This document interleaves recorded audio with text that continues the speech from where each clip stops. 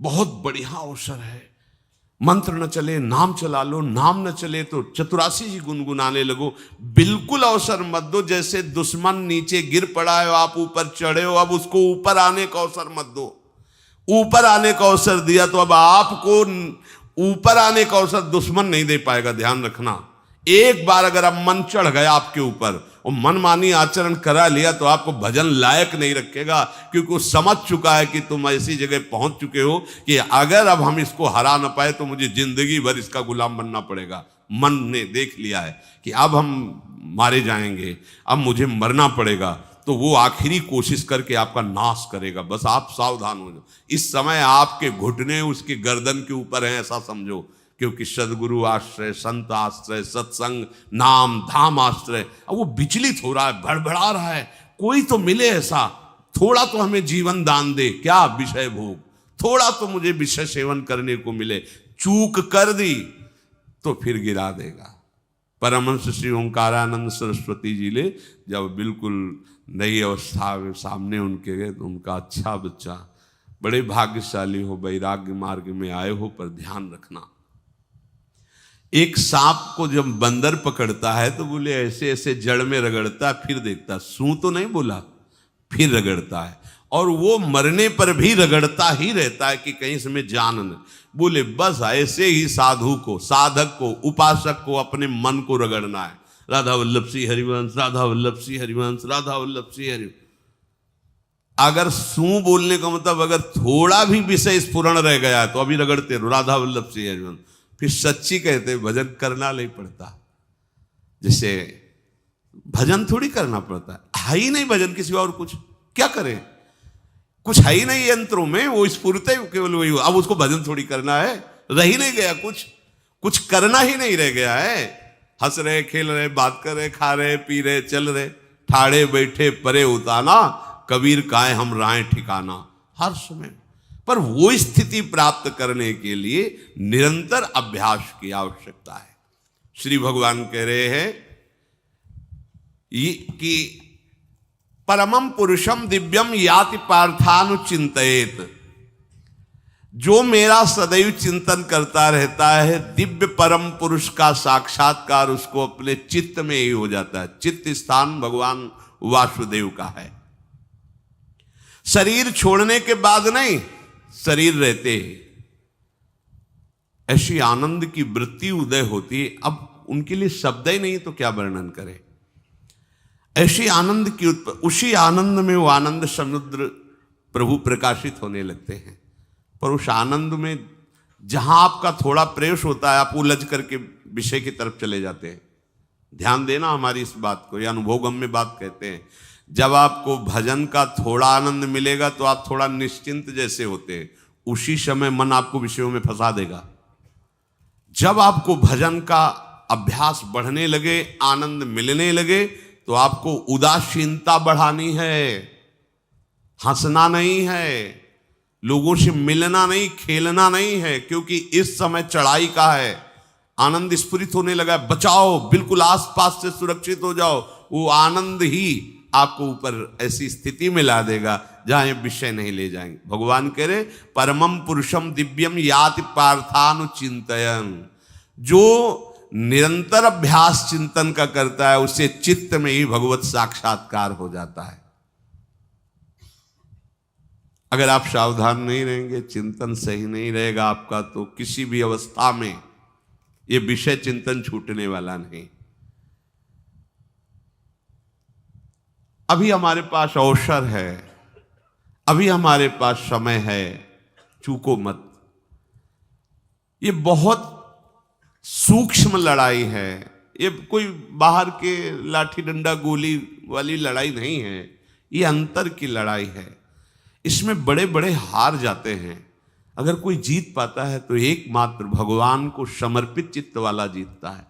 हमें लगता है आपको बढ़िया समर्पण का अवसर है। अब आप ये जो मना किया जाता है, उन विषयों का भोग करते हैं, विषयों का सेवन करते हैं, तो फिर ऐसा लगता है अब हम नहीं कर पाएंगे, हमारे पास कोई चांस नहीं रह गया कि अब आपको संभाल सके। इसलिए आप सहयोग कीजिए। ये बाहरी आनंद 4 दिन का है, मान जाओ, बाहरी आनंद। ये श्री जी के मार्ग के लिए हम कह रहे हैं किसी जन्म में भगवत प्राप्ति करनी। अगर आप नहीं कर मानोगे, मनमानी आचरण करोगे तो भ्रष्ट हो जाओगे। ये संसार का स्वरूप है, किसी न किसी बहाने से वो आपको सतमार्ग से हटाएगा। ना किसी को घर आने दो, ना किसी के घर जाओ, ना किसी को रंग लगाओ, ना किसी से रंग लगवाओ। अपनी प्रिया प्रीतम के साथ होली खेलो। यहाँ जो सत्संग हो रहा है ठीक है, सुना, एकांतिक किया, कुटिया में जाओ चुपचाप, अपने श्री जी को रंग लगाओ, श्री जी के सामने पद गाओ, श्री जी के सामने नाचो, उन्हीं तो भावना में उनके साथ खेलो, किसी और की जरूरत नहीं। कोई अब दूसरा हमें छुए, दूसरा कोई हमारा अपना बने, अब हमें जरूरत नहीं है। देखो हमारी भाषा समझ में आ रही हो तो समझ लेना, नहीं बाद में पछताओगे। किसी को भी अपने साधन कक्ष में प्रवेश मत दो, किसी को अपनी कुटिया में मत आने। अब आप यहां गृहस्थ नहीं हो, यहां भी रह रहे हो, भले गृहस्थ वेश में रह रहे हो, आप वनवासी हो, आप श्री जी के उपासी हो, कोई व्यवहार की जरूरत नहीं। जब ऐसे रहोगे तो श्री जी आएंगे आपसे खेलने। निष्ठा, हृदय में निष्ठा। अब व्यवहार की गुंजाइश नहीं रह गई, हमारे पास समय नहीं व्यवहार का। हमारी बातें मान लो पर आप लोग मानते नहीं हो, इसलिए रंग नहीं चढ़ पा रहा। अरे वो बेचैन है आपके साथ खेलने के लिए, उनकी तरफ जब देखो ना तो बेचैन है, पर उनकी तरफ कोई देखना ही नहीं चाहता। वो तो यहीं से फुर्सत नहीं मिलती भोगों से खेलने के लिए, संसार के राग में खेलने के लिए। अरे वो तो लालायित है, वो तो खुशी हो रहे कि ये हमारा शरणागत हो गया, अभी हमारी सहचरी बनेगा, हमारी सेवा में आएगा। शरणागत हो करके पीठ कर लिया श्री जी की तरफ, मुख कर लिया संसार की तरफ, तो दोनों लाड़िले उदास बैठ जाते हैं। अब क्या करें, ये तो उधर मुख करके जा रहा है, चलो फिर कभी लौटेगा, वो फिर इंतजार कर रहे हैं। विमुख भये निमिषो ना अकृपा जब चिते तब। खूब अभ्यास करो नाम जब। कोई होली दिवाली त्योहारी, हमारा सारा त्योहार लाडली लाल से है, इन्हीं के साथ खेलो। देखो तुम्हें बताएं, जो बच्चा बाहर खेलने नहीं जाता तो माता पिता उसके साथ खेलने लगते। कैसे? घुटने के बल चल रहा है तो वो पिता भी घुटने के बल चलेगा उसके साथ साथ। वो तोतली बोलेगा तो वो भी तोतली बोलेगा। देखा है कभी ऐसा? ऐसा कर तो ये हमारे स्वामी भी जब देखेंगे कि अरे ये तो किसी से राजी नहीं है, केवल हमसे खेलना चाहता है, इनके लाने का एक ही उपाय है, ध्यान रखना, अनन्य व्रत नहीं चाहिए हमें। और जैसे कल आप सुन रहे थे, पपीहा बन के रहू रे, बस यही चातक व्रत नहीं, हमें नहीं चाहिए। अगर हमारे रंग पड़ेगा तो लाडली लाल का पड़ेगा, हम खेलेंगे तो लाडली लाल के साथ खेलेंगे, नहीं तो अब आजीवन नहीं खेलेंगे, आजीवन नहीं खेलेंगे। अगर हम पाएंगे तो इनकी जूठन पाएंगे, नहीं तो प्राण त्याग देंगे। जिएंगे तो वृंदावन में जिएंगे, नहीं जीवन। ये व्रत चाहिए। काहे को व्यर्थ समय नष्ट कर रहे हो? धारण करो अनन्य निष्ठा का व्रत। इनको अपनी तरफ आकर्षित करने के लिए अनन्यता ही व्रत है। रसना कटो जो अन रटो, निरखियन फुटो नयन, श्रवण फुटो जो अन सुनो, श्री राधा जसमैन। कोई भी सत्संगी कोई व्यसन न करे, अन्य किसी से संपर्क न करे, खूब पद गाओ, खूब नाचो, अपना दरवाजा कुटिया का बंद करके खूब रो, नाचो, खेलो, कूदो, उन्हीं से वो खेलने लगेंगे। उनको चैन नहीं है आपके सिवा, आप चैन से रह रहे हो। हमारे प्रिया प्रीतम आपका इंतजार कर रहे हैं, तभी आप पर हेतु की कृपा की। ये बात अंदर की समझो, प्रिया प्रीतम अंदर से आपको बहुत प्यार करते हैं, पर हम देखते हैं कि आप प्रिया प्रीतम से प्यार नहीं करते।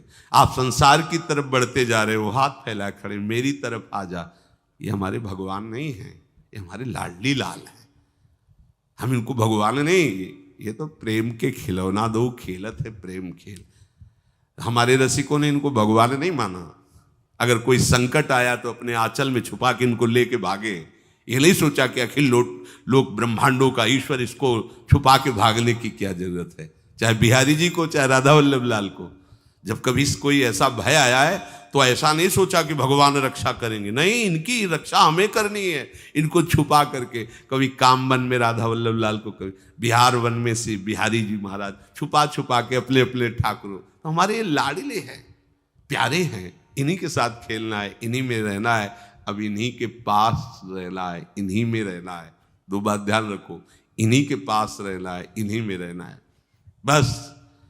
अब यही हम नहीं कर पाते, वही जो शुरुआत सत्संग में की थी, सबकी ममता ताग बटोरी, मम पद मन। ये भारी बात है, भारी बात है। जितनी जल्दी आप उदास हो जाओ संसार से, उतनी जल्दी मुस्कुराहट आ जाएगी प्रिया प्रीतम के मुख में आपके लिए। आप जब मुस्कुरा रहे उधर तो वो उदास बैठे कि हमारी तरफ क्यों नहीं देख रहा। अब हमें अपने प्यारे को उदास नहीं करना, प्यारे को मुस्कुराहट से युक्त करना है। क्या हम उदास हो जाएं? ताते मौन रहे वो उचित है, जगते भयो फिरे बैरागी, वृंदावन रस में अनुरागी। खूब चिंतन परायण रहो, कोई भी विषय का सेवन ऐसा ना करो जो आपकी बुद्धि भ्रष्ट कर। कोई आपने ऐसा गंदा व्यसन, गंदी बात, गंदी चेष्टा आप परसों नरसों, फिर आगे क्या? आपका जो साधन मार्ग वो ढक जाएगा, फिर प्रमाद छा जाएगा। हमें किसी भी उत्सव में, किसी भी उत्साह में अपनी प्यारी जू की अनन्यता और सिद्धांत को नहीं छोड़ना, अपने मार्ग में चल। ये अध्यात्म है, अध्यात्म। ये दान पुण्य की बातें नहीं है, ये लोकांतर में भटकने की बातें नहीं है, सीधे भगवत प्राप्ति की बातें हैं। यत करोषि, जो भी तुम करोगे वो तुम्हें अपने आराध्य देव के लिए करना है, आराध्य देव को समर्पित करना है। देहाभिमान अभी कुछ ही समय में गलित हो रहा है, ऐसा आपको अनुभव होने लगेगा। कैसे समझेंगे देहाभिमान गलित हो रहा है? जब आपका अपमान हो और आपको कोई फर्क न पड़े, आपका सम्मान हो, आपको कोई हर्ष नहीं हुआ, बड़ा लाभ हो गया, कोई सुख नहीं हुआ, बड़ी हानि हो गई, कोई दुख नहीं हुआ, शरीर स्वस्थ है, कोई हर्ष का विषय नहीं, शरीर अस्वस्थ है, कोई शोक का विषय नहीं। यह है देहाभिमान गलित होने का स्वरूप। यत करोषि, तो जो भी हम करें, पापाचरण भी करें तो श्री भगवान को अर्पित कर दें।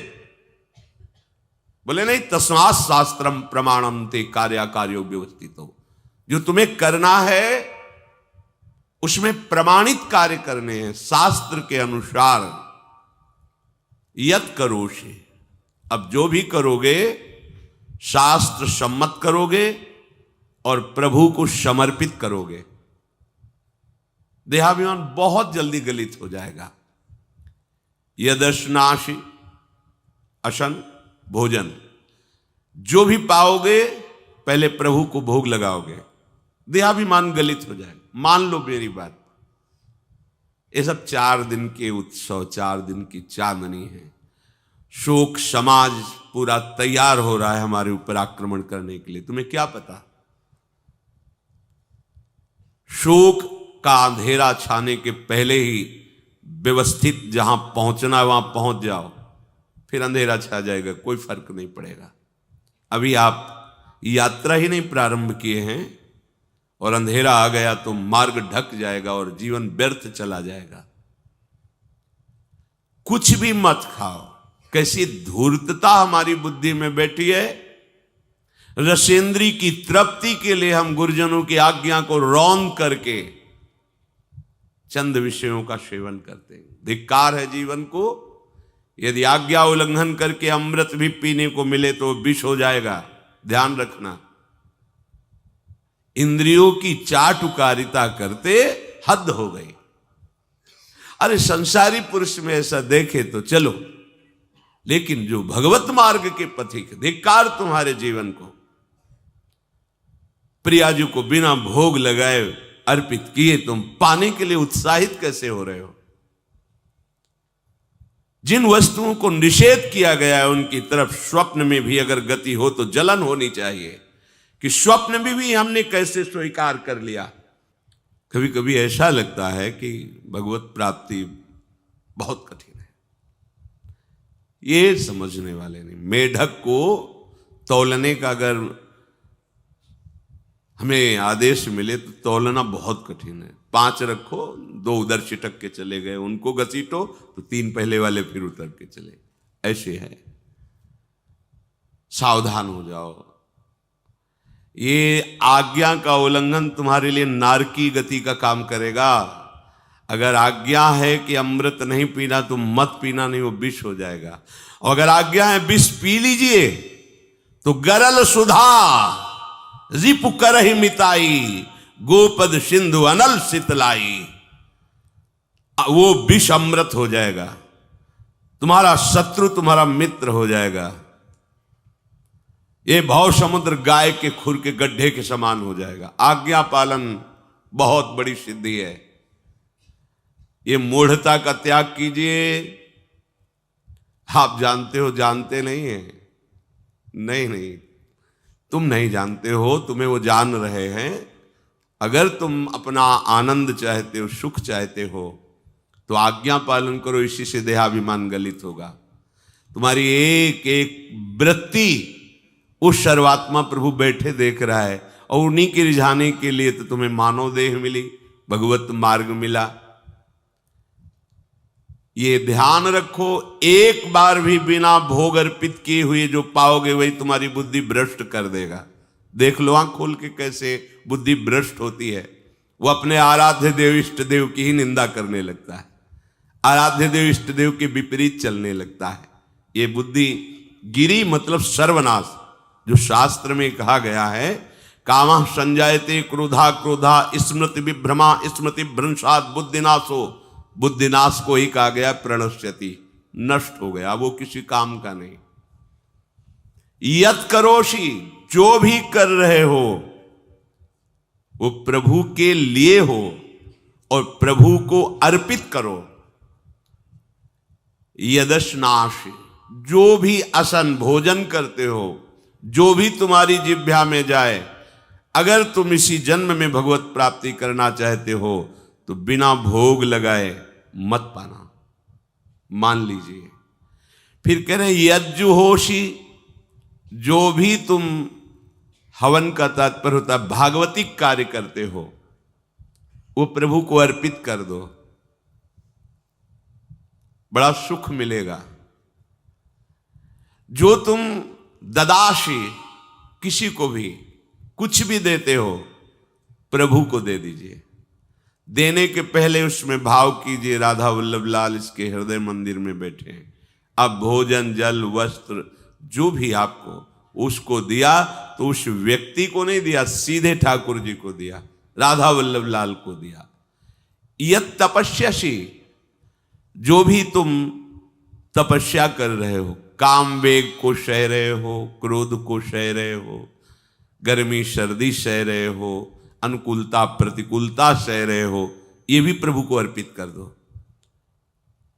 भगवान आदेश कह रहे हैं तत्कुरुष्व मदर्पणम, ये सब मेरे को अर्पित करने का मतलब मेरी पूर्ति नहीं हो जाएगी, तेरी पूर्ति हो जाएगी। भला ये सब नदियां समुद्र में गिरना बंद कर दें तो समुद्र घट जाएगा क्या? यद्यप समुद्र प्राकृतिक है, चिदानंद नहीं, भगवान तो चिदानंद समुद्र है। कोई भी नदी चाहे बाढ़ युक्त जाके गिरे या गिरना बंद कर, समुद्र में कोई फर्क नहीं पड़ता। इसीलिए सेवक जी ने कहा है, मांगो मन मनुष्य दासी अपनी कर, पूर्ण काम सदा हृदयम। हे पूर्ण काम प्रभु, यद्यपि आपको मेरी जरूरत नहीं है, पर मैं अपने लिए मांग रहा हूं कि अपनी दासी बना लीजिए।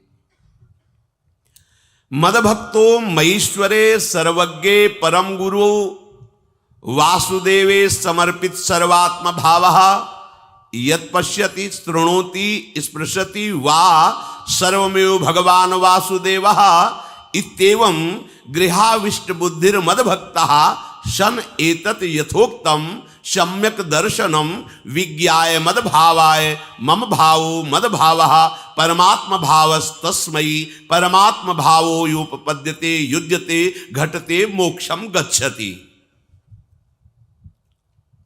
वेद कहता है, भगवान की वाणी, मदभक्तो, जो मेरा भक्त हो गया है।